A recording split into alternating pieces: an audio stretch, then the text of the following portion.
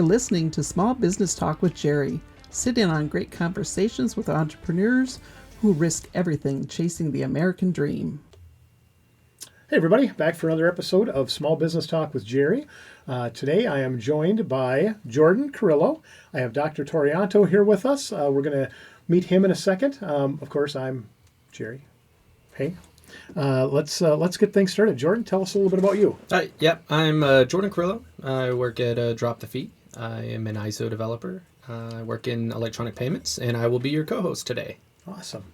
And I'm Dr. Torianto Johnson. I am the Executive Director of Next Chapter Reentry Project in Rochester, Minnesota. Coming from the great state of Michigan. So this is my first time being in Minnesota. I'm glad to be here. Never been here, never traveled, not even to the Mall of America. So, You and I both. We'll have to group trip. We'll have to fix that. You guys, we don't have a lot to brag about, but that was pretty cool. So what brought you here from Michigan? Was it to do this? Yes. For Next Chapter? Yeah, so Next Chapter, reentry program, the oldest reentry program in Rochester, Minnesota, been around for over 25 years. It's just so interesting in that I used to do this work as a very young minister. So I'm pastoral by trade, worked in ministry for about almost 30 years. Probably around about 95, 96 is when I used to do ministry in jails. And so I learned this, about this information, this job actually. I was headed in a completely different direction. I've done pastoral ministry for about 15 years, thought I was going to be in spiritual care, and so I did some hospice as a chaplain, work in that area in palliative care, and this opportunity sort of presented itself, and I looked at it as a full circle moment, an opportunity to come back. My church at the time wasn't interested in taking it to this step, helping formerly incarcerated persons successfully reintegrate into society. It was more about proselytizing them. And so I looked at the job, and I was finishing up my doctorate at the time. And I said to myself, this the fit is like a glove, and put in my application. And long story short, I'm here. So from Michigan, I mean, that's a ways away. Obviously, the internet makes the world much smaller. Yeah. But how did Next Chapter find you? How did you find Next Chapter to get involved? Yeah, through an executive staffing company. They reached out. So I was finishing up my doctorate at Duke, and the position kind of came through my email, and I looked at it, and I was like, wow, and I had already began going into a different direction, but I was like, wow, this is sort of what I envision as maybe a 25-year-old minister many years ago. Didn't know anything like this existed. And so I saw the application and put in my application and went through probably about 7-8 interviews. Wow. Yeah. Wow. Yeah, it was pretty intense. I guess. But it was the only job that I've ever applied for that I didn't feel like I had to really prep a lot for. Yeah. The answers. Well, obviously, that many interviews. Yeah. It was organic, and I just knew that this is for me. Awesome. This is for me. Yeah. And I'll give you the background of the story. The first time I applied to the job, and the first interview, the executive staffing firm didn't show up. It was a Zoom interview. And what happened is they actually had my name. They spelled my name wrong. So we both were sitting in some virtual place. You're in a parking lot somewhere. Yeah, literally waiting. And it was so funny. I ended up calling because I thought it was a scam, to be honest with you, the first time. And so I was about to reach out to Duke and say, hey, you guys need to do a better job of vetting these, employers that are coming through. Yeah. But I decided to call the organization, and my current director of operations, she picked up the phone. I said, I just wanted to make sure that this Next Chapter, this is a real thing, and you are hiring for an executive director. And she was like, yeah, she remembered the call. And the story goes is that when she hung up the phone, she said, I think that's going to be our next executive director. That's a good sign. That's awesome. Wow. That's awesome. Yeah. The conversation went well. Yeah, it did. The impromptu first interview. Yeah. Little did I know. Yeah, right. So, and now how long has it been that you've been here? I've been here about 8 months. About 8 months. Yeah. Okay. I came in mid-September. So, Okay. yeah, I came in toward the end of the year, just basically getting acclimated to the area, cultivating relationships with donors and so on. And so I've been busy ever since. So, I mean, well, I want to ask what give me the day in the life of an executive director. But maybe before we go there, we talked before we started recording. I said I went to the website and kind of looked around to see what Next Chapter was all about.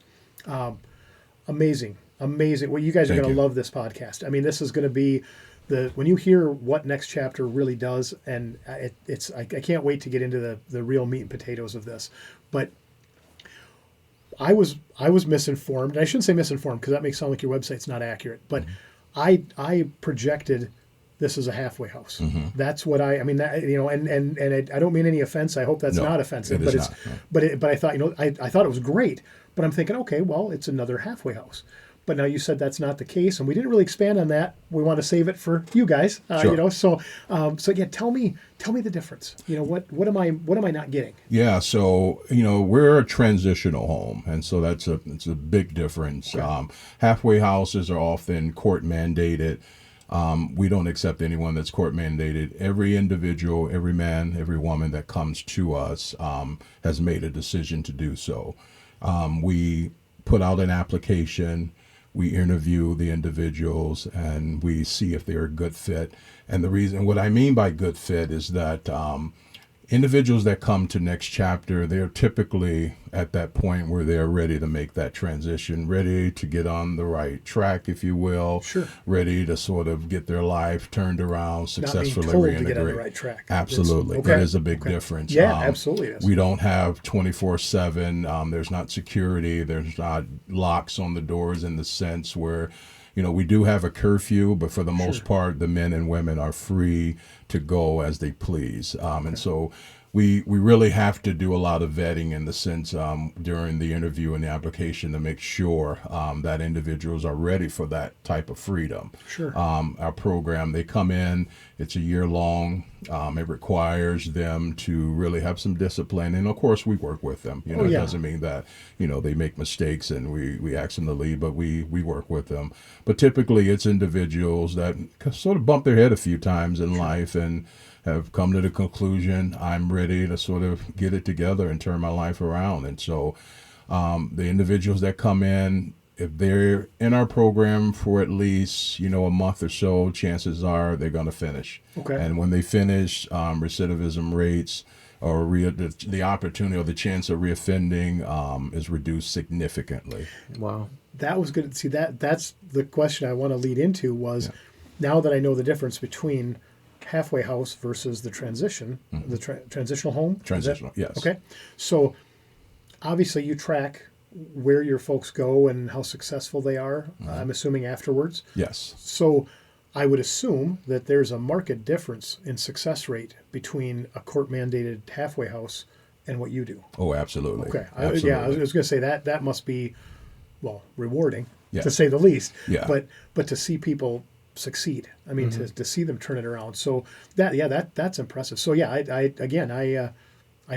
didn't know there was. I thought it was all the same thing. And so you're not alone. It is a challenge because that's what and that's actually what I was familiar with as a young minister. It was back in Michigan rather. They used to call it KPEP, so it was like a halfway home. Okay. Doors locked. But you're working with people that don't necessarily want to be there. Yeah, I mean, that's it's a huge difference. So everyone that comes to us, they've reached out to us, and we get applications every week from all over the country, believe it or not. Oh. People have heard about us in Rochester, Minnesota. I've got applications right now in Missouri, one individual that's in Texas, and so we get a lot of individuals. And I think part of it is because of our reputation in the community. Sure. We've been around for about 25 years, so we You said that's one of the oldest. Yeah, we are the oldest reentry in Rochester. That's awesome. Yeah. And you mentioned something pretty key there. You said if they stick with it for about a month to 2 months, they're most likely in it for the long haul to completion. Absolutely. So with all the applications and the vetting and the process that takes, once you accept an individual, what are the rates of, I guess you would say, somebody actually sticking it out for the month to 2 months versus they end up leaving within a week or so? Yeah, I would say even I've been in 8 months, and I think we've had a total of 3 individuals that didn't last Out of how many? out of about 15. Wow. Yeah. Oh, wow. Okay. And That's still so- a really good rate. That's still great. a good rate. yeah. Especially when they don't have to be there. I Right. mean, that's Right. when they're so. Obviously, you have a system, of course. I mean, it's a year-long course or tenure, however you want to say that. What do you do different in that first month than you do the last 11? I mean, that to try and get these folks acclimated, Motivated. and motivated, right? Right. Yeah. What do you do different in the beginning? Yeah, that's a good question. We are a faith-based organization, and so many individuals that come to us are believers, or they're interested in sort of having some relationship. And so our program is broken up into 3 different phases, and that's part of our slogan, which is refine, restore, and reacclimate. The refine phase is going to be about 3 months, and that first phase, you can think of it as sort of the spiritual foundation.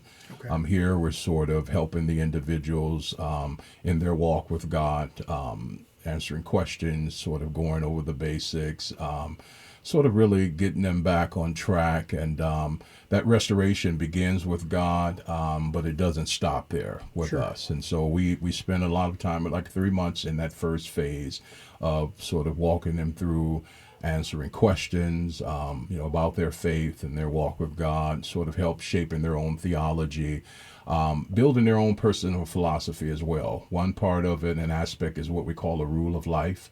And this is something that they work on when they begin the program, but they don't finish it until the end. And so this is basically about their spiritual, their physical, their social life. And the whole purpose of it, if you sit down and you do it within a couple of weeks or something, you're missing the point. Sure. This is something that you're going to go back and constantly edit as you grow in the program and in your walk with God, to sort of help you get through life. And so this is your way of thinking. These are things that you hold dear to your heart. And I give them an example of something that I've done, but the ideal is that you come up with your own. Right. What's powerful. What things, what are important to you? And it's not just the spiritual side, it's the social and all of that. And so the next phase would be the restore phase. That's also 3 months. Like I say, restoration begins with God, but it doesn't stop there. It has to often go into families, because many individuals that have a history of incarceration, relationships with children have been severed. Yeah. Family, Broken Probably households. not, Yeah. probably not the only one in their Yeah. close family that's been incarcerated. Absolutely, Yeah, absolutely. And it's- so yeah. it's a challenge, and we are intentional about that.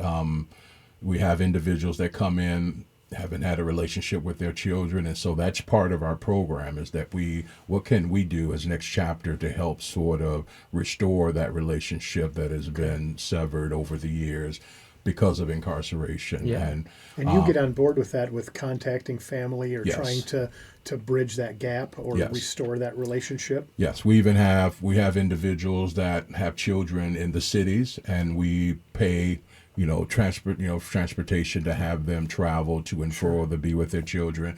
We also have a space on the campus there in Rochester, and so we have a campus. And I should back up a bit. Yeah. About 7 homes. Okay. And so So these are like actual residential Actual homes homes. within the city, Yeah. not a like an industrial complex correct. type. They're Yeah, actual I've been over homes. there. They're nice. Yeah. Okay. they're nice. Yeah. Yeah. Yep, Right I saw on the- 3rd Avenue, close to downtown. So we Okay. have pretty much a whole block on 3rd Avenue and a couple of homes on 4th Avenue. Okay. And so there are certain homes for men, there are certain homes for women, and then there are families. We do have a family that's on the campus as well. Oh, okay. And so the only qualification is for one to have a history of incarceration. So if you have a history of incarceration, and you don't have to necessarily come directly from prison. So it could be, you've had that history and it's impacted you, whether it's You're struggling a bit, trying to get back into on society. your feet. Yes, Yep. absolutely. And that's something I didn't even think about until I heard about Next Chapter, right? Is once you are incarcerated and you have something on your record,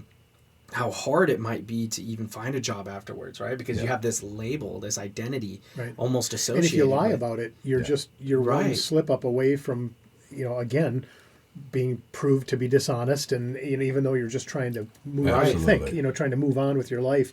Right. And that's a label that was placed on you for maybe a wrongdoing that you did in the past, but that doesn't define who you are as a person. Yes. I tell you, one of the things I like to tell people all the time, especially the younger guys, we'll talk about. One of the things a question I'm going to ask later on too, is the trials and tribulations. Because this is still a small business. I mean, what you're doing. Yes. And so the one thing we can guarantee is you're going to have problems, Yes. right? There's always roadblocks, and I can't imagine. I can't imagine the roadblocks that you run into that have nothing to do with the business side of it. Especially if it's people based, right? Right? People based based on people, and their emotions. But we talk about to Jordan's point when he says, it's something you did, the younger you. There's for a lot of us, that's a different person. Now, Right. I've been fortunate. I've never gotten myself in any real trouble. But when I was 30, I could look back at 20-year-old me and go, "What were you thinking?" Absolutely. But now, what happens when 40-year-old me looks at judgmental 30-year-old me? Right? Yeah. You're like, "What were you thinking?" Yeah. And, Right. And when that. But now you have stopped- 50-year-old you, right? Right, And and most which employers are sub 50, Right. right? Yeah. So you have sub 50. And I have no tolerance Yeah. for shenanigans. Yeah. I'm 54, and I don't want any of that garbage in my business, in my family, in my life. Absolutely. Where if I would have been, well, there's a reason why 20-year-old me wasn't hiring people and Yeah. wasn't given that power, Right. But so I can see where 54-year-old judgmental me wouldn't want someone with this on their record, Right. or whatever, whatever that is, or But you next know, chapter, you guys offer getting them back into the community, right? Can Yeah. you elaborate a little bit more on But what can I different interrupt programs with one you more quick question, just because I'm Sure. Yeah. just because I'm nosy and I'm greedy. I want the information. So, like for me, if I own businesses, and so I hire and fire. If I'm looking to hire someone with a felony or with a conviction, they've been incarcerated, and I'm just not comfortable with it. I'm just not going to do it. Is that something that you would get in, or your organization would get involved in, with trying to help me wrap my head around that and Yes. maybe change my mind? Absolutely, Okay. yeah. And so the beauty is that we have relationships with employers over the years, the time that we've been there, and so we've sort of have that reputation. So that reputation, when I talk about the next chapter, it's not just with the courts and judges, but it's also with local employers who Great. actually sponsor us, for events that we have every year. And so we try to make sure, we step in. I get calls all the time from people in the community, for example, looking to do some yard work. Hey, I have maybe a job about $20 an hour. I can pay you for about 5 hours a week. Do you have some guys or someone in the house that can do Sure. that? Do it all the time. Okay. And so, they trust us as an organization, and I've always sort of conveyed that to the actual residents as well. Okay. Is that, and people, when you come here, you go out into the community, you have the next chapter name behind you, Right. so we want you to carry yourself accordingly. And we try to do our best to keep that and uphold that reputation. It's very important. It would be, because Yeah. there are days where I'm just that grumpy old curmudgeon that doesn't. I know everything, and I don't want to hear your version. I'm gonna do it my way, and that's it. Yeah. And like I said, those days creep in on me. I can admit that. But for the most part, I want to be enlightened. If I don't think I can't hire him because he was incarcerated, I just couldn't do it, because I have customers' cars, and there's just too many opportunities. And I can come up with all kinds of negative reasons that I just But should anyone never can. do this. Anyone can, can. right? Yeah. I mean, Right. well, we're all capable of that. Is my point. I don't care Right. how informed, intelligent, experienced you are. We're all capable of the negativity. Yeah. And so, but at the end of the day, I would welcome someone like yourself to come in and go, Jerry, you're being dumb. Stop a minute. And this Yeah. is this. I mean, just be straight with me and say, this isn't who you are, and you're not. That's who they used to be. They got in trouble once, or it was 20 years ago, and it was a bunch of times, but Yeah. it was forever ago. But I want to be enlightened. I don't want to be that grumpy old judgmental guy that just won't listen to anybody.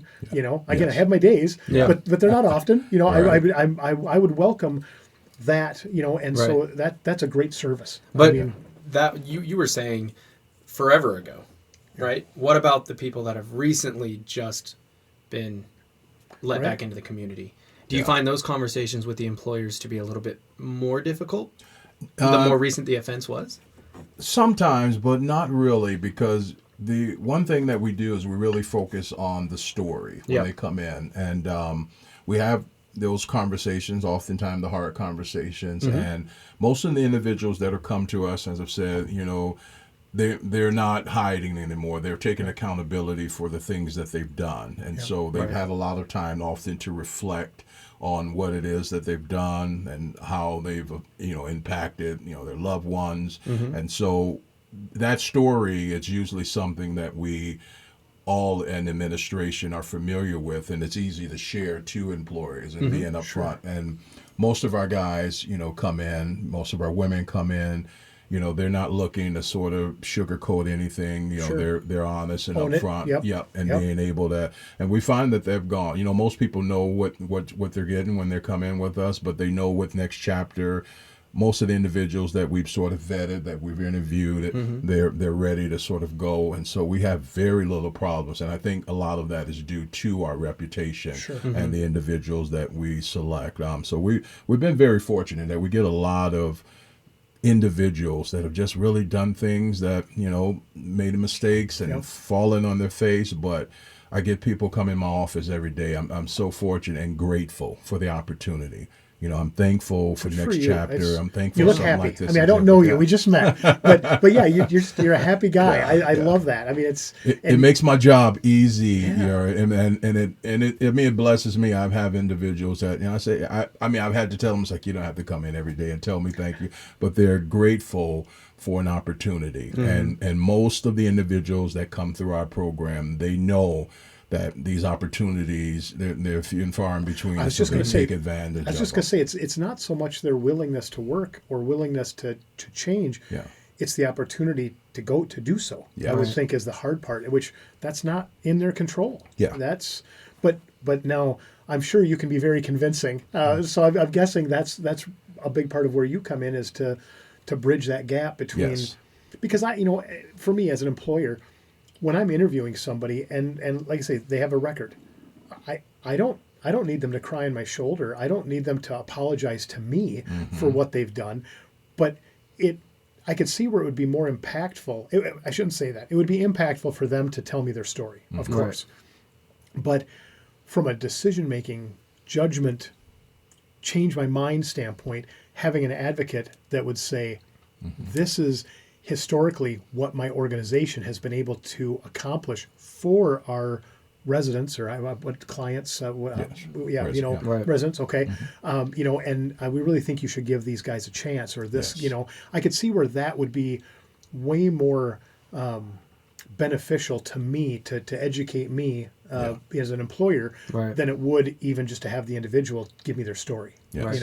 Because like I said, they don't owe me an apology. They didn't wrong me. I'm just trying to figure out if I'm willing to give them an opportunity to show me who they are. Which is impactful, because that's when you said, when you go out there and you conduct yourself, you have next chapter on your back. Yes. So you are an extension of our organization. Absolutely. It's not just one person going, trust me, I've changed. Yeah. Well, that's right. And so the vetting process has to be very meticulous. So my next question in that is, are there any individuals that you just flat out say, no, too far gone?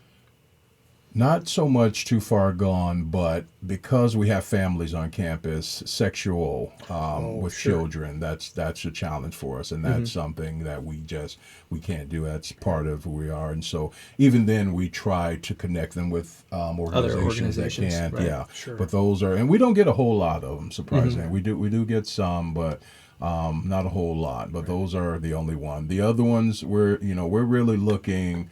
And we do it, the Zoom video or Google Meet, while they're in prison, because the face-to-face is important as much as you can. Just seeing the facial expressions and how they're answering questions, and so we really are they associated with? Yeah, we take all that in consideration, because it's important, that they're not just giving us lip service, but taking accountability. We've already seen their record.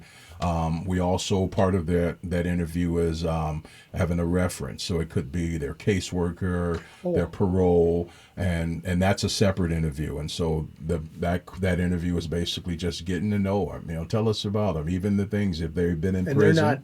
They're not privy to that information, or they're not in that interview. They are not. Right. No. Okay. No. So Okay. it's, for example, if he's in prison and there's any behavioral issues, tell us about that. Mental health evaluations, we take all that into consideration. The type of medications. I was going to ask, do you have like a nurse or a medical professional on staff that helps with medications, or is that kind of on them? Yeah, it's on them, and so that's why we look at the mental health evaluation and see if it's something, if we have the capacity to sort of deal with that. Right. We do work with an organization out of the city's Partners in Behavioral Health, and so they provide outpatient telehealth treatment to all of our residents that are eligible. And in fact, they have now just come in Rochester, so they have the in-person as well. Okay. So most of it has been from our campus there in Rochester, but there is also an opportunity to go in person and receive the treatment as well. So you have the houses, the homes that these folks are in. What about you? Do you have a commercial building or an office or something somewhere here in town? Or? No, it's within one of the homes. Okay. Our offices. Okay. Yeah. Okay. So you're right there with everyone every single day. That's awesome. And I've been there. I was gonna say, I wasn't trying to be rude, but I was just I'm picturing this office on the hill, downtown, and you just kind of look out the window and see if you can see anybody. It's like, but you're right in the thick of it. Yeah, we're in community with them. For you. And so every day I'm having a conversation with them. So it's your own little community because these houses are all right together. Yeah, they're not spread out. And so we can walk out pretty much through the yards, and all of it's connected. So, like I say, pretty much that entire block on the 3rd Avenue there. We got about 5 homes in a row there, and then the other 2 are on 4th Avenue. Okay. Yeah. And do they back up to each other? Yeah, Is that so? they do. So Yeah. that's okay. Yeah. That's great. Yeah. And you're right there. That's fantastic. Very active in the community. Yeah. If someone wanted to get involved as far as volunteering their time and helping out with individuals and the residents, how could somebody get involved with Next Chapter? Yeah. How do we get a hold of you? Yeah, they can. There's a website, opportunity on their website. They can call me and reach out to me directly as the executive director. And we do, volunteer is a big part of what we do. It's a big part of why we've been around for 25 years. Rochester's a good community that way. I mean, Such it really a is. blessing. Yeah, It really is. Such a blessing. I mean, that the organization started 25 years ago with 1 home.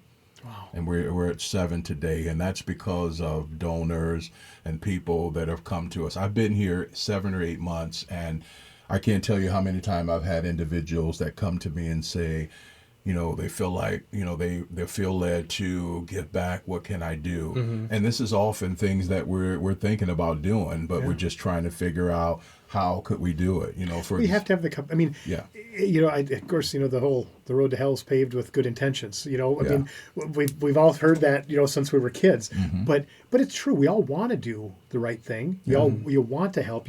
But then we get busy. Right? Yeah. We have lives, we have families, we have work, we have businesses, whatever it is, and it's really easy to push off the things you don't have to do. Yeah, absolutely. It really is, and we need a clever and motivated spokesman like yourself to help motivate us to do the right thing, because we all want to. I mean, there's, I don't know, what's your opinion? If you talk to 100 random people, I got to believe that all but 1 or 2 of them truly want to do the right thing. Yeah, I agree. How many actually do the right thing?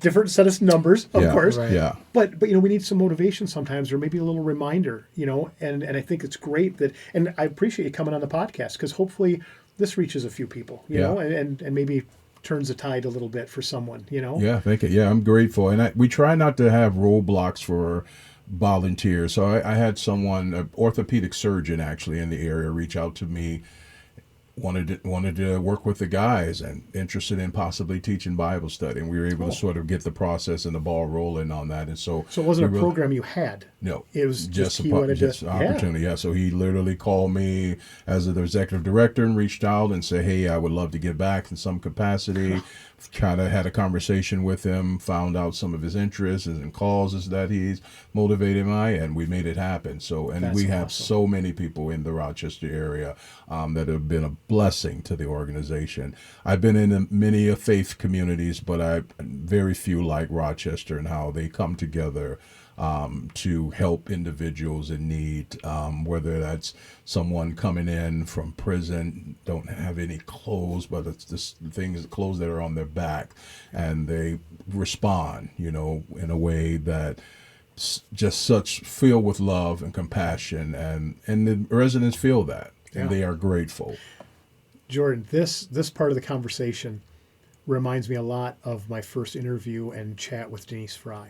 Do you know Denise Fry by chance? Denise Fry is a very good friend. Yes. Oh, and she is such a wonderful human being. Yes, Probably one of she the is. smartest people I know also. Yes. Besides being good. I mean, she is so smart, and what a wonderful person. But She is indeed. yeah, She is that's indeed. you remind me of her when we talk about that, like when she Yeah. was her work with Care Portal. Yep. And it really reminded me of my first. We did a podcast with her, a couple of them now, I think. Yeah. And the first one we were chatting about this, and it really reminded me of her in that, which is a compliment, as you know. Denise was actually the one that introduced me to Exactly. Oh, I was going to okay. say that. Yeah. Okay. I was going to ask if you knew. I thought you guys might travel in the same circles, of Yeah. course. So Yeah. And Yeah. Care Portal, I can't even think. I'm trying to think off the top of my head, but I would say probably I've been here for 7 to 8 months, and Care Portal has come through with about at least 30 requests. Oh, and they've okay. answered those. Awesome. Like meet the need almost immediately. So Care Portal, I wasn't even familiar when I came here about Care Portal. It's been such a blessing.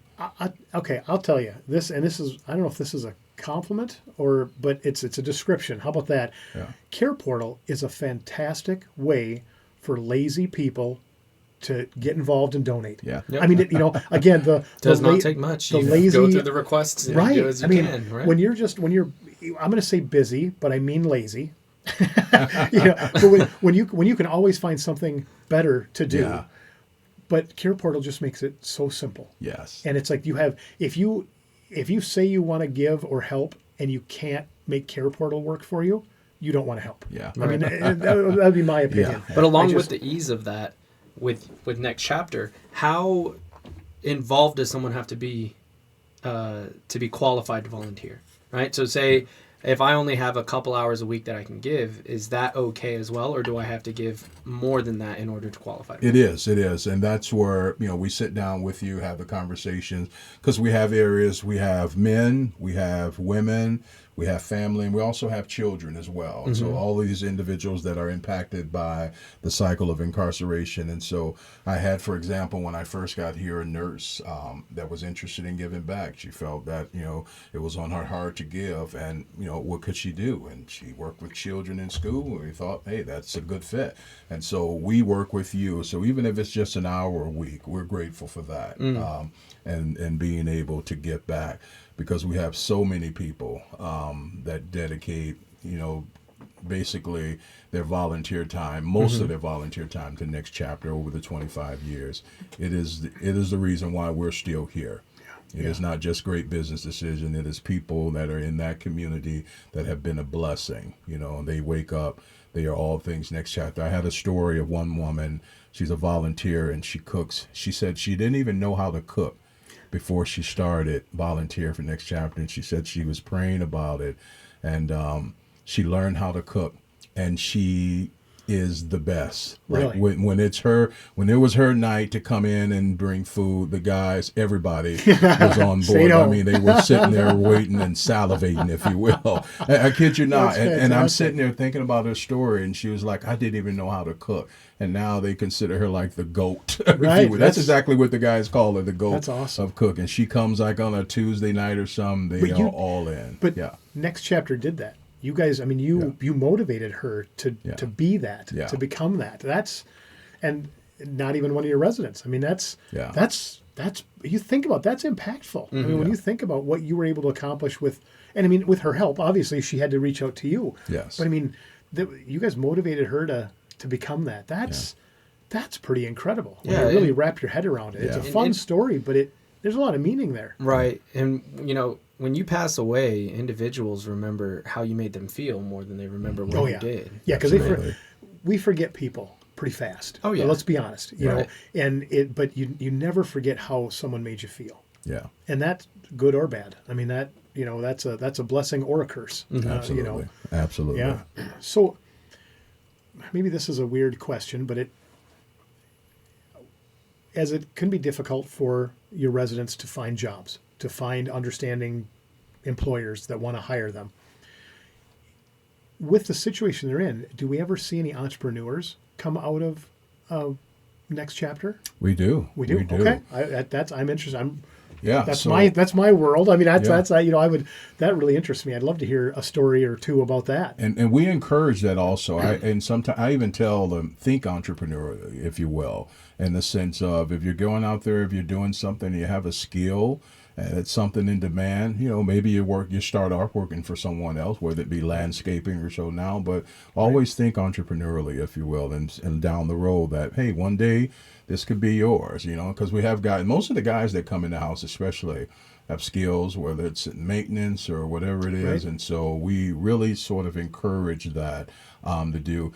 Next Chapter has had guys come through at jobs working in the school district, and we're talking about individuals that had felonies and sort of turn their life around, go back, get their master's degree, and do great things. We got a couple of guys that I've been in contact with that are doing great things in the recovery community as leaders now. Sure. And so they're sort of coming back and, you know, and working with the individuals like themselves. And, Well, I was going to say, and that's got to be great for the come around. Yeah. You know, Yeah. like you said, if you have someone that is successful and want to give back. Yeah. I mean, because they know what you do. And that's a part of our program is, you know, the alumni engagement, if you will, is that individuals that come through our program, we want to stay connected to them because they can come back and speak to the current residents in the way that maybe I can't, you know, because of that experience, because they've been there.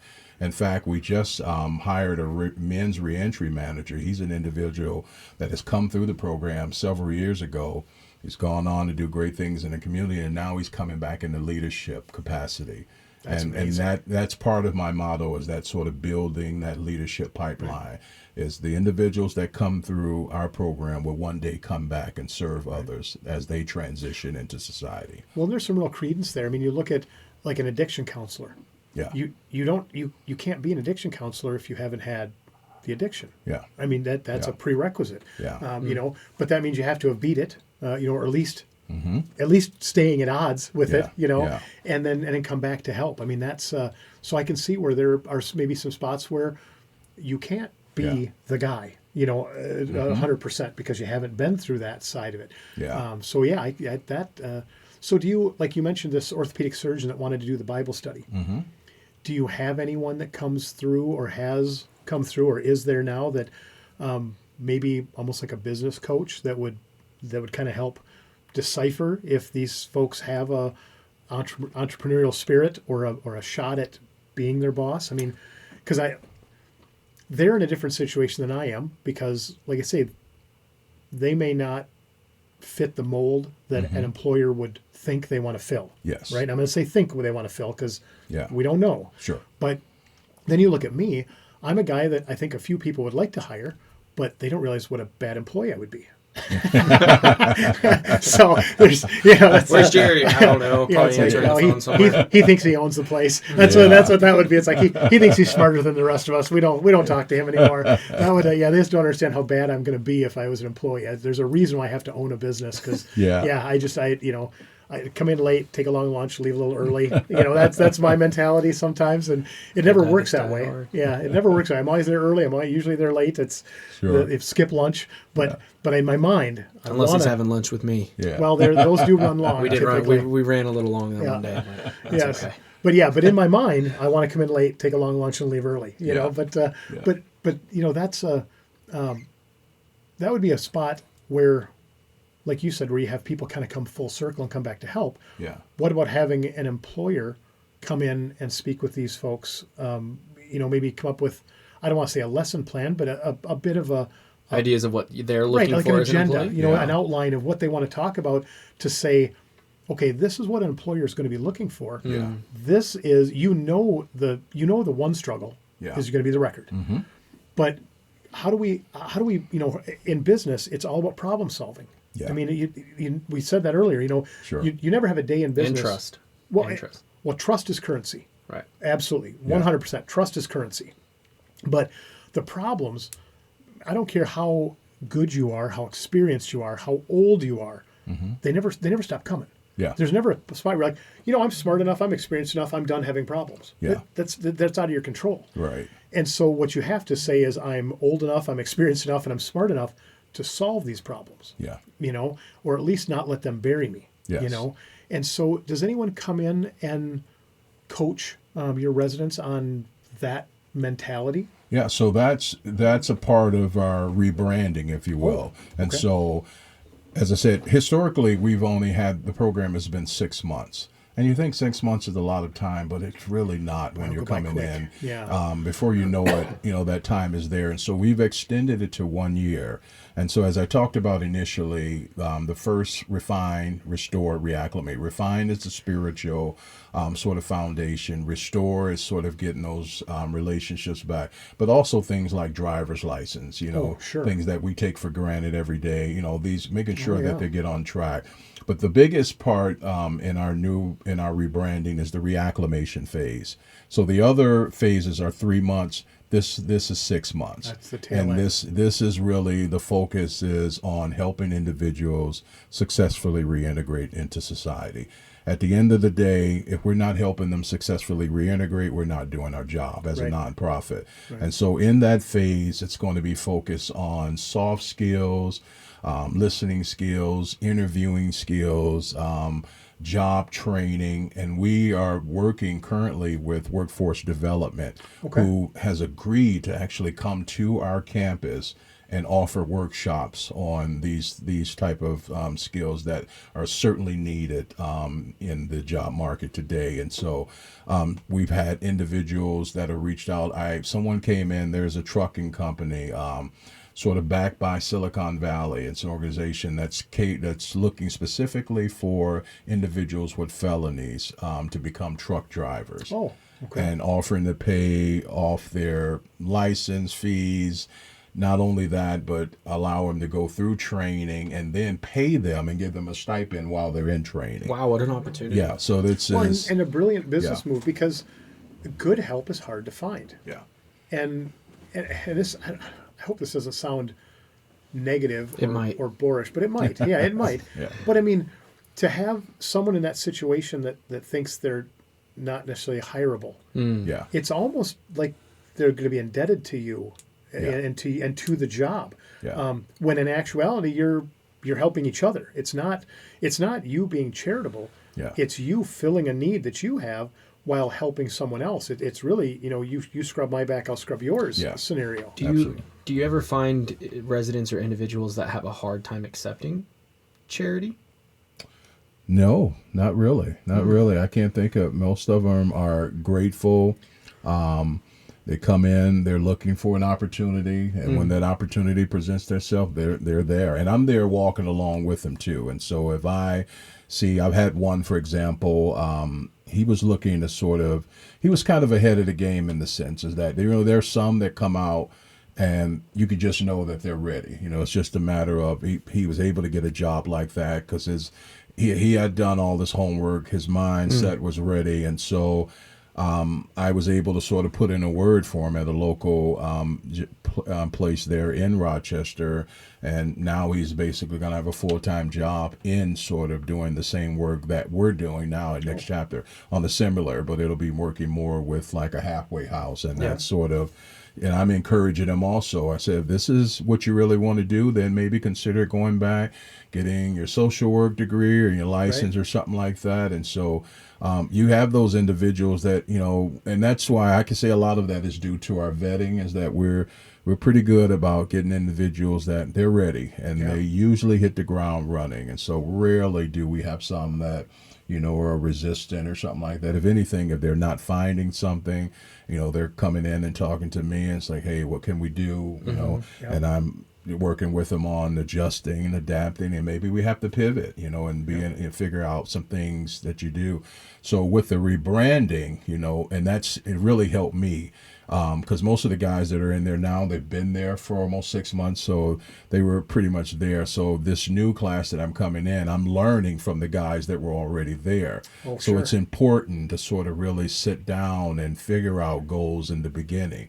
What are you looking to do? What are your interests? Are you looking maybe to get like your apprenticeship or something? Those things are helpful up front, and then we go to work on them. And so we reach out to community partners, maybe some donors who could be mentors, who already have experience in that area. So that giving would be these willing. individuals a voice. Absolutely. Yeah, that sounds awesome. Yeah. And it's such a blessing to have that opportunity because they're there. If you can reach the donors, I mean, there's rarely anything that you can think of that you desire to be. Maybe you want to go back to law school. Maybe you figure like, hey, this is something I always dreamed of, but I didn't think it was a possibility. And, that's good to know up front. And then we work with them. Okay, sure. Hey, maybe we need to start at the community college level, whatever it takes to sort of get you on the track and get you on that trajectory, if you will, to sort of accomplish baby those steps. goals. Yeah. Baby steps. Yes. Yeah. You don't go straight into. Yeah, well, you need that. Oh, I'm going to go to Harvard, right? Yeah. Oh, we gotta get our associates first. Let's get going. Slow down just a bit. Yeah, absolutely. But yeah, the baby steps, and then you want that accomplishment feeling. I mean, you definitely want that positive reinforcement of this is what I've already done, and it's working. Yeah. You see that. You don't want that long-term goal to be your only goal. Because it's long term. You're not going to see the fruits of that for a while. It's hard to stay motivated if you don't have some little victories along the way. Absolutely. Right? Absolutely. This is, I look at this and I tell people all the time, this is a win for all of us. When we can help individuals successfully reintegrate into society, we reduce recidivism rates. I don't care if you're left or you're right. We all benefit from that. And it's all in all our best interest to sort of help this become a reality. There's rare that I've ever come into contact with anyone that really wanted to go back. It's often if you give them the opportunities, and that's employment, that's housing, often chances are you're not going to worry about that individual and family, of course. Reoffending rates plummet. It's just the way it is. So you restore those. Right. Absolutely. It's a win. Huge win for your client. Yeah. But I mean, it's great for society. Yes, absolutely. Absolutely. So we have a lot of great guys I've met in the program that have come through the program over the year that are doing great, married, own their own home. They're living their life, and that's what it's all about, and staying connected. And I often use sort of the analogy with the women and the guys is that, I've come through universities. I have the alumni network that I can reach out to. If I'm interested, for example, of becoming an investment banker in New York, where I can probably reach into the alumni network and find someone. Right. And I want to look at this in a very similar way in the sense of that guys that have especially experienced success is that the current residents can sort of reach out to them as a mentor and sort of get the encouragement that they need to get through the program and overcome any obstacles that may come. Sense of family. Yeah. So sense of those family. broken households that one of my absolutely they have that family that they can say, well, that's my older brother. Yes. Right? Yes. My older absolutely. sister. Yeah. Well, and that one of the terms that I don't know entertains me is when I hear the judgment-free zone. Right? Mm-hmm. There's no such thing. Yeah. We all judge. Yeah. I don't care how good a person you are. We all judge. Now, you don't have to be a jerk about it, but you still. That's what we do as human beings. We see you. We make a judgment of some sort. Good, bad, or otherwise. Yes. And then with that, I know that when you and I met, you judged me. Now it wasn't, hopefully not negative, but you know what I mean. Right. But you kind of look at this, going, this maybe isn't the guy I expected to answer the door, or doing it. You just don't know what that's going to be. Absolutely. And so we all. Not only do we judge, but we understand that we're being judged. Mm-hmm. So for your residents to know that they know they're being judged, and they probably are more, they're probably more in tune to that than the rest of us. Yes, I would say. So when they can go to that alumni, they know they're being judged, but they know they're being judged by their peers. Yes, that's got to be reassuring. That's got to be better, doesn't it? It does. It's reassuring in a sense, and it's encouraging because it's somebody. It's one thing for me to say, hey, you can do this, you can come through, but it's another for someone that's actually been incarcerated for 15 years, come through the same program, slept in maybe a similar bed that you have, right, and sort of, and even made some mistakes along the way, but was able to sort of get back on track, successfully reacclimate. That's going to resonate, with the individuals that are in the program more than anything, even with all of my education can. And that's okay with me, and that's fine, because that's what we want. And I'm gonna guess at this a little bit, and you can tell me I'm wrong or right, but in your position as good a human being as you are, and the strides you're making for these folks, there has to be times where they get frustrated and they remind you that you don't come from where they came from, or you haven't had the same experiences. Is that something that you hear once in a while? I don't get it a lot, because I did grow up in the inner city, and that gives me, I guess, some sort of street cred. Sure, and so fair enough. Yep, fair enough. I guess that's the thing they would call it. And so, it's funny how it works. You're not from the suburbs, you get it. Yeah. I didn't do 15 years. I don't know what it's like to be in prison. I don't, but I do know what it's like to be, in the streets as a young man and trying to figure things out. Sure. And so I'm able to relate to them. So it's almost like, in that sense, as a young child, my experiences gave me sort of an emotional intelligence of how I can react to it. I know, I can know how conversations, when things are going less, or when they escalate, and when to sort of table things. Sure. Well, you're a storyteller. Yeah. I mean, and I mean that with all due respect, obviously. I mean that as a great thing, because that's how we communicate. Stories. We can have conversations, but conversations only get you so far. I mean, stories are what and they can sense. They almost have like a sixth sense if you care. And it's interesting how that, because I've seen people in the position, that didn't do well. And once they get a sense of you're not genuine, or you don't really care, or you're talking at them, as opposed to, they can sense that, and they turn completely off. Man, I need them to come to my sales meetings. It's like, does this person even care what I'm saying? Come on, give me that sixth sense. I tell you, and it's amazing. It's like, it's so it behooves you to be genuine, in who you are, and not to come to them as you're the expert, because you're not. I mean, there's, what in the individuals that we deal with, there's so much trauma. And I've had my experiences of growing up in the inner city, but I've never seen and experienced and heard so much trauma in my life. And the interesting thing is that it doesn't always come out immediately as they trust you more. Well, trust, like I said, trust is a currency, right? It comes out. And it sometimes in passing, they will say something that most people would be blown away, like, oh my God, but my ministerial background has allowed me to still keep the poker face and the straight face and still be like, wow. Yeah. And they said it in passing and moved on to something else, but I'm still sitting there like, that was pretty intense. But that feels normal to them. Yeah. Right? Yeah.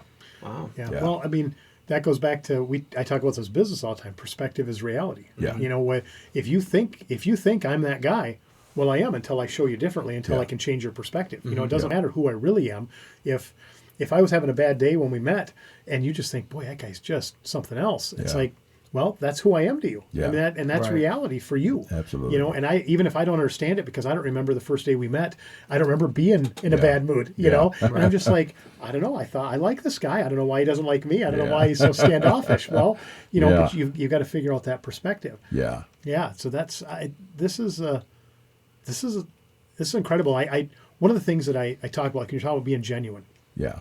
The people who ask you a question because they want the answer, and then you have the people who they just can't wait for you to quit talking so that they can talk again. And I always, in these podcasts, I always feel like that guy, the one that I hate the people that just wait for you to stop talking so that they can start. Yeah. But these podcasts, I get so interested in the topics and the people. Yeah. And like with you today, I am that guy. I just can't wait for you to. I want to hear what you have to say, but I can't wait for you to quit talking so I can ask another question or throw something in there, And it's just, and I hate being that guy, but it's only because you're so interesting, and what you guys are doing is so amazing. I love it, and I can't wait to get another piece of it, So one thing that I wanted to touch on that we kind of talked about it a little bit, but we brushed over, is the rebranding aspect, and the changes that you're making within the organization, right? Yes. Because say I've been in Rochester about a year now, right? Yep. But some of us have been in Rochester all our lives, and they've known of Next Chapter, of what it was, right? Yeah.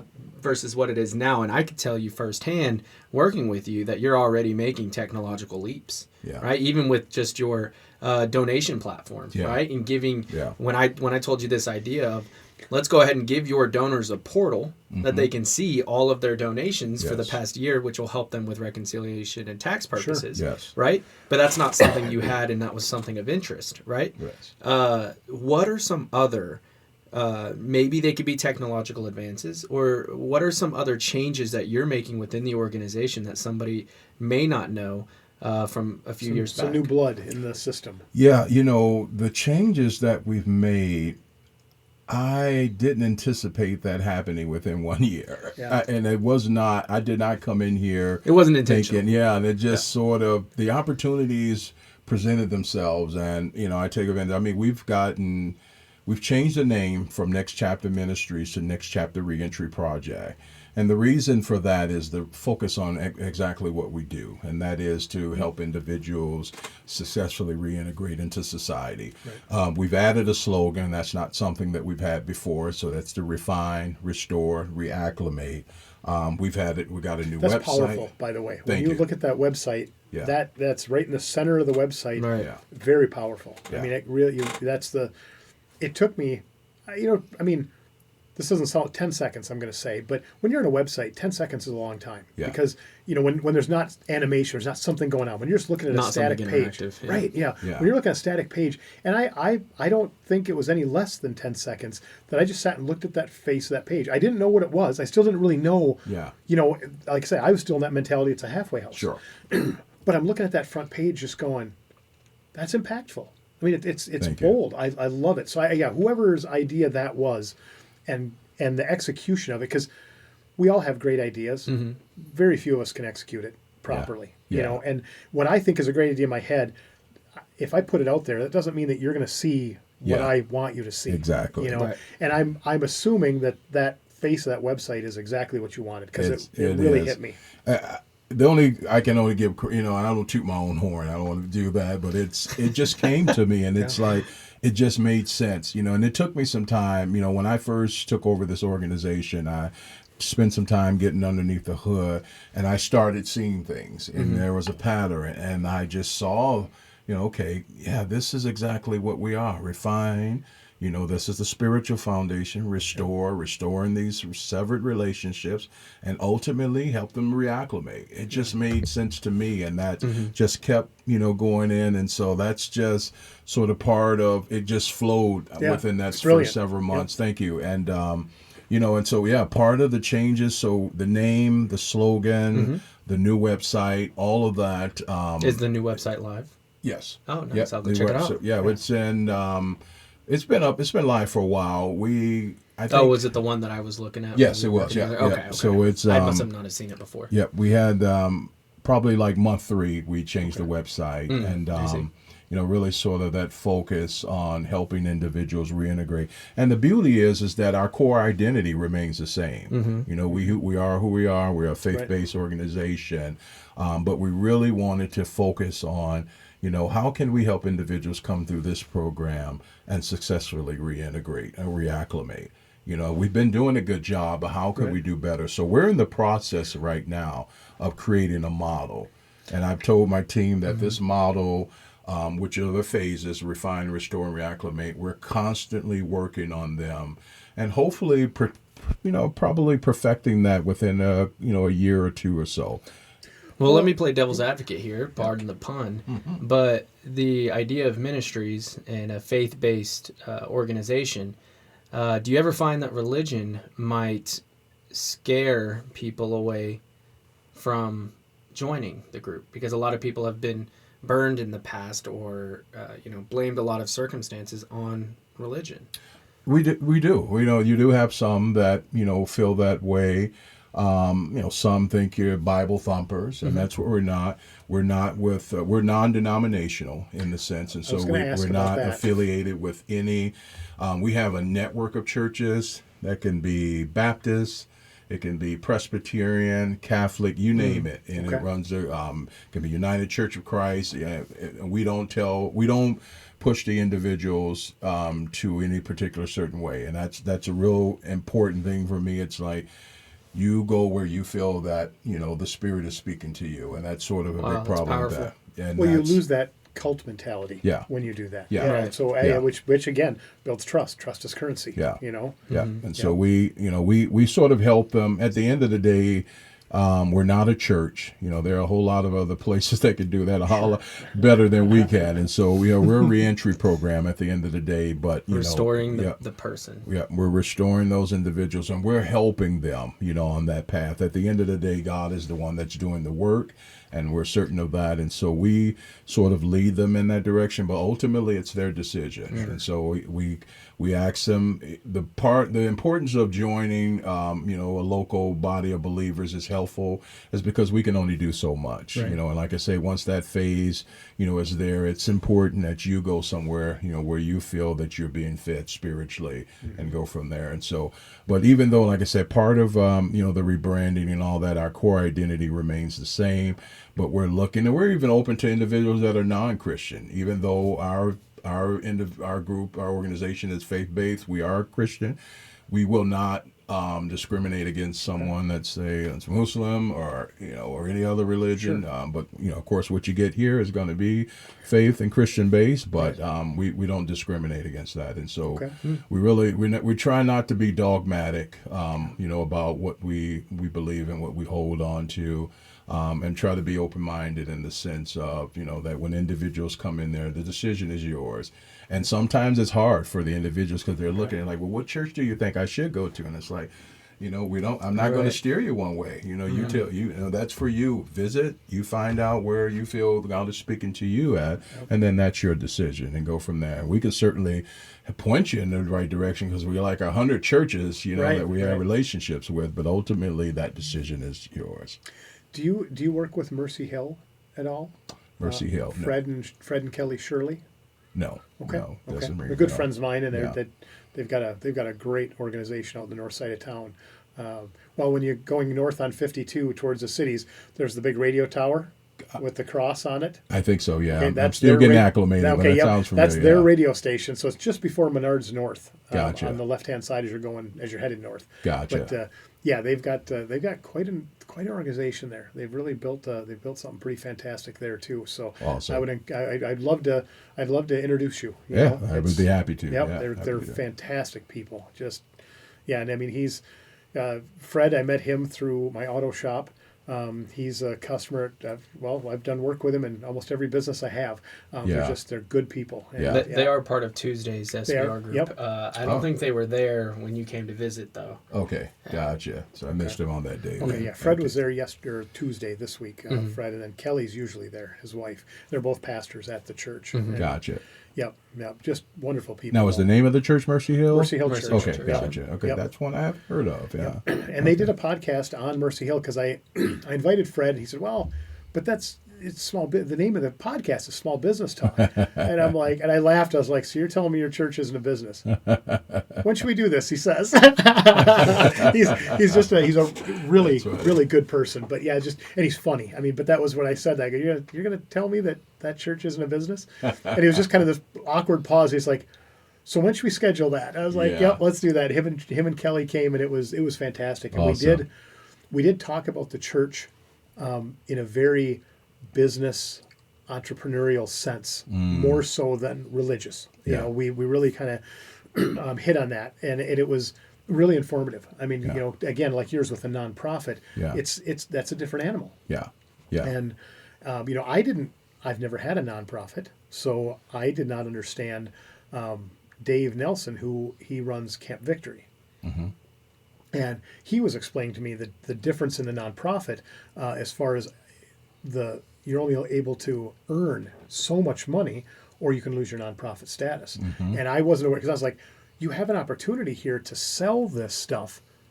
Why don't you do that? And he goes, we push the limits on what we can earn. And I was like, what? And then, of course, in the back of my head, and I shouldn't say it, I said it out loud. I was like, so the tax codes make you ask for money, not earn it. And he was like, absolutely. And they kind of laid out kind of the numbers, like the the percentages. Mm-hmm. And And they then have to throw that much back into the community and its people. right. and- That, and but the I'm not even services they talking do. about. I'm not even talking about where the money goes after they get it. I was just how they acquire, how you acquire the money. Yeah. Because Dave and I were friends, so I can be real frank with him. And we were having lunch, and I said he has these church groups that will come out, and I was going to do shirts for them, or do shirts for them. I said, well, how about I just give you a break? I'll do the shirts for you, and then you sell them to them. I'll give you a break so that they don't pay any more for them than if they just bought them from me at retail. But I'll give you a break. I'll sell it to you for wholesale. You sell it for retail. That way, the churches that are coming in these groups, they don't pay any more. Sure. But you get a cut in the middle. Yeah. And he's like, nope, I'm just going to send them to you. I'm like, Yeah. Dave, but you're a nonprofit. I'm trying to help. And he goes, well, then you can donate that gap if Yeah. you want. Yeah. But he said, that's up to you. He said, if I earn that, he says that then I've got to get that many more donations to offset that. Yeah. It's tricky. Yeah. Right. And all of a sudden, and of course, I'm almost getting annoyed because I'm like, that's ridiculous. That's like, wait a minute, this is a government. The government set the rules. Yeah. Okay, never mind. They don't Yep. do anything right. So fair enough. I guess this, let's Yeah. Or just they take forever to do Yeah. anything. and they take for everything. They take forever to get it wrong. Yeah. That's just how it is. Yeah. And it doesn't, and like you said, left or almost as right. if it's It doesn't intentional, matter right? who's in Yeah. charge. Yeah. It just doesn't matter. Yeah, it's like it's almost Yeah. intentional. Almost intentional. Yep. And so it was so annoying, but it did give me some perspective and respect Yeah. for the nonprofits more so than I had before. Yeah. Because The hoops. Right. I've always you should judge the nonprofit by what they accomplish, right? I mean and just like any business, for-profit business, you Yes. judge them for what they accomplish. Yes. That's Yeah. how it works. And back to Jordan's point in the beginning, you don't remember the person, but you remember how they made you feel. Yeah. When they're gone, we all have to. If we weren't super tight, that when you're gone, you get forgotten. But Yeah. but people remember how you made them Yeah. feel. And that's often for us is through stories. Right. Powerful stories that impact people's lives, and we try to get them out there as much as possible because we hear them every day, and just sit there and see. It's like individuals that have come through some really difficult, challenging periods in their life to come out on the other side and be so grateful for the opportunity. I get to hear that every day, and it makes my job easier. I bet it does. If I have a rough day, long day, I'm doing a 12-hour shift or whatever, and a guy come in and just sit down like, hey, I want to chat with you. I have like an open door policy, and they take advantage of it. Yeah. They well, come and you're in, right there, like we said. You're not in the Yeah. ivory tower. You're right there. They come in and just sit there and just like, I am so grateful for everything Next Chapter has done for me. I'm grateful for where I'm at in my life. And you look at it, it's like, not a whole lot, but got a job, got a little money. It's not a whole lot. And it keeps things in perspective for me, right? And bet it's it like, does, yeah. well, it's hard for me to complain when I got this guy that's sitting right here and then, things are going okay, but he's grateful like he's living on Sugar Hill. Yeah, And so, yeah. it really helps me. Very humbling, I'm sure. Very, very humbling and keeps things in perspective. Yeah, absolutely. We all need some of that. Yeah. And we don't always get it. Yeah. And sometimes we get it, we don't recognize it. Yes. There's that too. And that's where I keep coming back to you. I can see where you would be just a wonderful tool thank to you. bridge that gap. And again, Yeah. tool doesn't sound very flattering, but you Yeah, know what I that's mean. all right. Yeah, I get but you. but you're but You're such a tool. I meant it with love and respect. I'm telling you. But, Coming from the mechanic. from the mechanic, yeah. Well, see, I cherish my tools, so let's put that in perspective. But I mean, bridging that gap between those of us who may not really get it, may not see that and really feel it. Yes. And that's the difference. You can see it all day. It doesn't mean you feel it. Doesn't mean you get Yeah. it. Yes. And it would be nice to have someone in your situation who gets to see this and can articulate that to the Yes. rest of us. Yes, you know? it's given me life. I did not, if you'd have told me a year or two ago I'd be in Minnesota, I'd laugh. There's no way. In fact, I told my wife. Right there with you. I kid you. I told my Minnesota, wife, what? I made Screw a you promise to her. I told my wife, I said, okay, I was finishing up at Duke's, warm weather and all that. I said, well, we're not, I promise you, we're not going to go anywhere cold like Michigan. We were in Michigan all these years, and when I got here, I kid you not, I did my final interview, and I called my wife like, you're not going to believe this, but This is where I believe God wants us to be. I said, but at least it's southern Minnesota, so I don't know. That helps a little bit, but The last couple of years it has, but you'll regret that part of it at some point. Yeah, so compared to Michigan, it's like we barely got. It was cold, but there's no snow. So Yeah, I've been trying to sell it, but I'm happy to be here in short, and I just feel like this is. This season, it's meant for me to be here, and I am so grateful that I had this opportunity. Like I say, this is a job that I didn't know existed, many years later, I get an opportunity to sort of go back and do the work that I wanted to do as a very young minister, and grateful for the opportunity. Good for you. That's a great story too. I mean, just for you. Yeah. Yeah. And it motivates me. I bet it does. It motivates me every single day to get up and to serve and to help them in any capacity, in any way that I can. Yeah. So how can people find out more information about Next Chapter? Yeah, I like to say this is the plug your socials, plug your links moment. Yeah, it is. But go ahead, tell. Yeah, so we're on. We have a website, nextchapterrochester.org. You can find us on Facebook as well. We're on Instagram, and you really want to see the stories and the lives that are being impacted and the lives that are being transformed and restored. You would definitely see those on our website. You can get there. At some point, we're going to possibly have a podcast of interviewing like residents or so, and sort of discussing and some of the things, and let them put it in their own words. Right.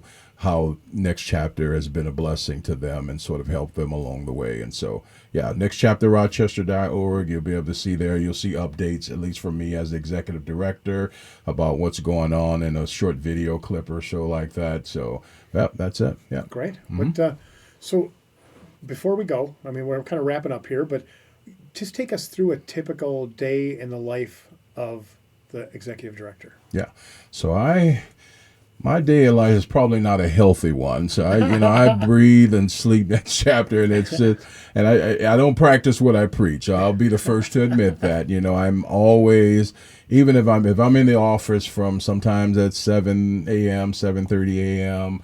I might leave at 5 p.m. or something, but even when I leave, I'm constantly, thinking about Next Chapter. But I'm either doing some, paperwork, meeting with residents, sitting down and have a conversation with them, staff meeting. I'm constantly thinking about the strategy, just because I'm the new guy. So I've had time to, I spent the first several months just getting underneath the hood and also cultivating relationships. That's a big part of my job. It's a new town. It's new everything. I mean, you don't know anybody, or didn't know anybody, I should say. That's got to take some time. I've been meeting people since I've gotten here, and it keeps my schedule full. So I've met with community leaders, chief of police, politicians, many pastors.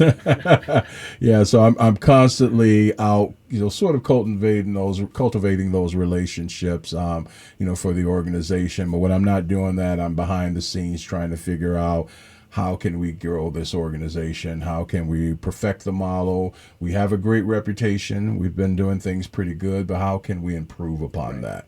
And, well, the world changes. Yeah. And so you can't, if you were great at it 20 years ago, what you did 20 years ago was great. Yes.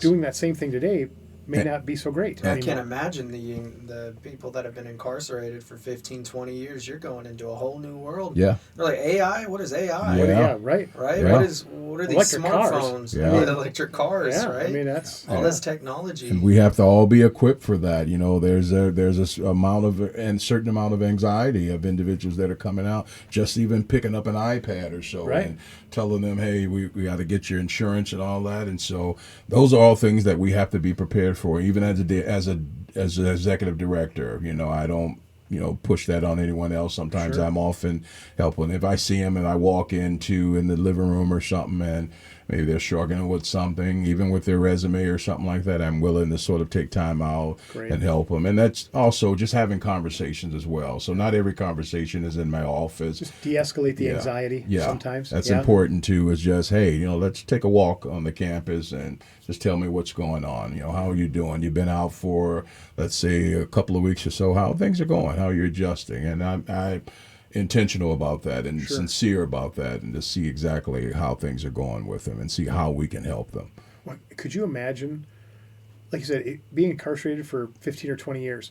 come out and go to a restaurant.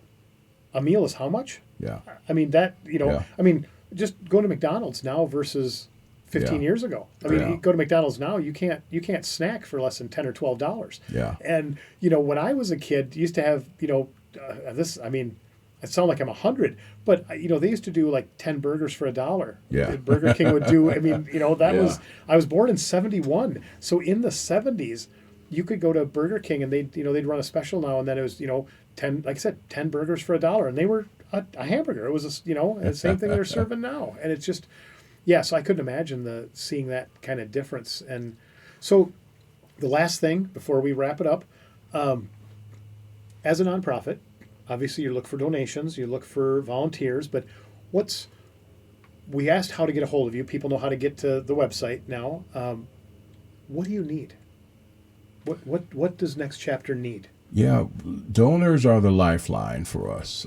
We don't get government funding, and so donors, organizations, they are the lifeline. And that's how we survive. That's how we're able to sort of meet the needs of individuals that have been impacted by the cycle of incarceration. It is everything. So we're always grateful for individuals that will be willing to donate and find a cause that they're passionate about, Sure. within our organization. So whether it's men, women, family, or even children that have been impacted by the cycle of incarceration. Okay. There's an opportunity for you to sort of donate specifically to that cause, specifically to a certain group of individuals. We're open to that, but that's a lifeline, Okay. For us. Well, we want to help you with that. If we can get the word out, Yes. Now, is that on the website? Is there? It is. So that's Yes. separated out or Yes. categorized somehow? Yes, and I'm always open to having conversations. I'm always curious about individuals that do donate, and I know some just like to donate and go on, but I'm Sure. always curious about, what motivated you to donate, and is there a specific cause that you're interested in? I love to make that connection. So I do a lot of, as executive director, meeting with donors in the community, whether over coffee or lunch, and just getting to know them and Sure. getting to know what they're passionate about and so on. Yes. Awesome. Yeah. Awesome. Well, it was fantastic having you on. Thank you. So much for taking the time. As you said, you started at 7:00 this morning, and we're here. It's 8:00 tonight, give or take. It's about par for the course Yeah, for me. so I appreciate that, Jordan. Thanks again for co-hosting. It's always good to have you. Of course. Anything you'd like to say before we go? Yeah, I'm thankful for the invitation. Glad to be here, and just grateful and Awesome. grateful. And God Awesome. bless you. Yeah. Well, thank you. Let's Thank you make so much. Rochester a better place. Yeah. That's right. That's right. Let's keep it going, Rochester. You know where they're at. You know how to find them, and don't be afraid to give a call. Have a great night.